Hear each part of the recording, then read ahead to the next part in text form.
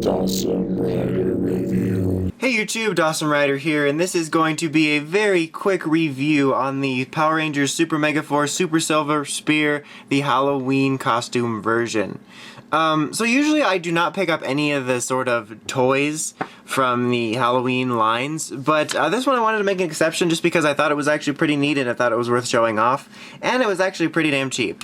So this is obviously the Super Silver Spear, and as you can see, it is quite a bit longer than the actual toy version, and it looks quite a bit better. I don't know what else to say. That pretty much sums it up. I just like, have I done these reviews before? But yeah, it's just actually pretty neat that it's actually a lot better than the actual version. As you can see, the details on it actually aren't terrible. Is it the best? No, but the paint job is a lot better than the regular version, which I'll be showing off here in a minute. They got all the primary colors. It essentially gets the job done fairly well. I mean, the base of it here is a bit small. I mean, it technically could be a bit bigger, but overall, it's still not bad. And like I said, the details on it are actually pretty solid, especially for a Halloween toy. And this actually isn't foam, it's just plastic. I mean, it's not like the world's best, most amazing plastic, but it's plastic nonetheless, and it's not foam, because I know sometimes you get weapons like these and they're foam. There's obviously no key functionality or anything. This costume toy doesn't come with a key. There's no even attempt to use the key, which I wouldn't expect, which is completely fine with me. But it comes in two pieces. It essentially cuts off right here, and then you have this really long pole right here, which I'm going to try to show on the other side, that goes around here. I'll try to get the exact measurements and put them up on screen right here. I probably forget to do that. But as you can see, it's pretty long. It takes up my entire review station. It pretty much stretches from the back corner over here all the way to the other corner of my review station. So the measurements will be rough. So if I, put up something point whatever, and you're like, no, I actually measured it myself, and it's you should quit. But whatever, that's what I'll probably try to put the measurements up there. But yeah, they're just two interlocking pieces, and you just kind of snap it in and it stays. I'm not going to bother trying to re-separate them because it would just be dumb. It's not something that really needs to be shown.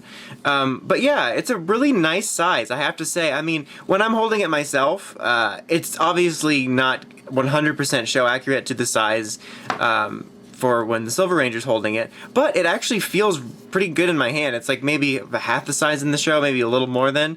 And for kids, I imagine it's actually great, because if it feels like a solid size in my hand where it actually feels like an actual Power Rangers weapon, then for a little kid, it probably has a pretty great feel to it, size-wise. Just to show, here it is right next to the actual toy version that you get with a key.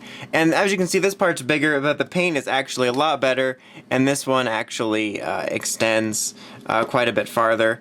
And the only other difference is that this one can become the other spear mode. But still, that's pretty pathetic that this actual toy line version looks worse than the Halloween costume version. And I'm usually pretty fair with Bandai America, but this is easily one of the worst releases aside from the RoboKnight key.